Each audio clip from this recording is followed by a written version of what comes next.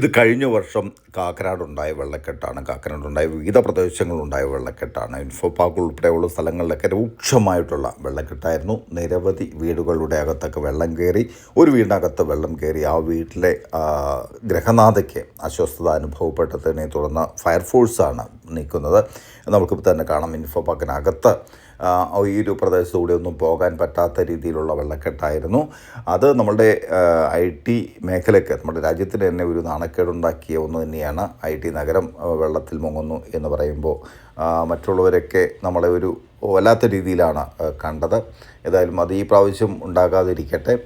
ഈ പ്രാവശ്യം തൃക്കാക്കരയുടെ അല്ലെങ്കിൽ കാക്കനാടിൻ്റെ വിവിധ പ്രദേശങ്ങളിൽ രൂക്ഷമായിട്ടുള്ള വെള്ളക്കെട്ടിന് സാധ്യതയുണ്ട്. കാരണം മഴക്കാല പൂർവ്വ ശുചീകരണ പ്രവൃത്തികൾ ഒരുപാട് വൈകിയാണ് ഇപ്പോൾ തുടങ്ങിയതേ ഉള്ളൂ.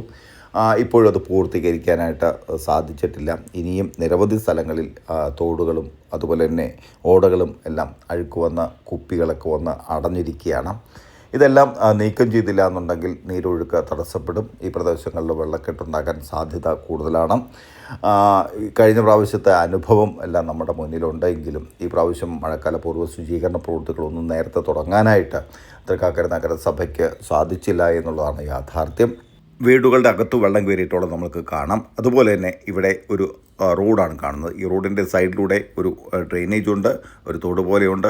അത് റോഡ് ഏത്, ഈ ഡ്രെയിനേജ് ഏത് എന്ന് തിരിച്ചറിയാൻ പറ്റാത്ത രീതിയിലാണ് ഇവിടെ കിടക്കുന്നത്. നമ്മൾക്കറിയാം, കാറ് ഈ ഡ്രെയിനേജിലേക്ക് വീണിട്ട് അവിടെ ക്രെയിൻ ഉപയോഗിച്ച് നീക്കം ചെയ്യുന്നതാണ് കാണുന്നത്. ഇതുപോലെ വരുന്ന പല വാഹനങ്ങളും ഇതുപോലുള്ള തോടുകളിലും ഓടകളിലും വീഴുന്നുണ്ട്.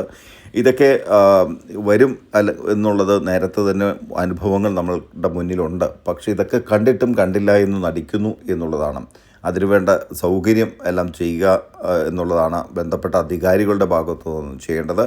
ഏതായാലും അവിടെ 5-ാം വാർഡിൻ്റെ ഒരു കുറച്ച് ഏരിയയിൽ നമ്മളുടെ പറഞ്ഞ ബാരിക്കേഡുകൾ സ്ഥാപിച്ചിട്ടുണ്ട്. അതുകൊണ്ട് അവിടെ ഈ പറഞ്ഞ ഓടയും തോടും തിരിച്ചറിയാൻ സാധിക്കുന്നുണ്ട്.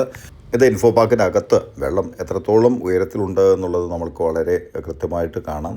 നിരവധി വാഹനങ്ങളാണ് ഇവിടെ വന്നത്. 2 വീലറുകൾ ഉൾപ്പെടെ ഈ ഒരു വെള്ളത്തിന് നടുക്ക് വരുമ്പോൾ അത് ഓഫായി പോകുന്ന ഒരു സ്ഥിതിയുണ്ട്. കാറുകൾ വരുന്നത് തന്നെ കാണാം. ഇതിനകത്തൊക്കെ വെള്ളം കയറാൻ സാധ്യതയുണ്ടെങ്കിൽ ഓഫായി കഴിഞ്ഞിട്ടുണ്ടെങ്കിൽ തീർച്ചയായും രണ്ടാമത് റീസ്റ്റാർട്ട് ആക്കാനായിട്ട് ബുദ്ധിമുട്ടായിരിക്കും. അത്രത്തോളം കഷ്ടത അനുഭവിച്ചാണ് ജനങ്ങൾ ഈ പൊതുനിരത്തിലൂടെ യാത്ര ചെയ്യുന്നത്.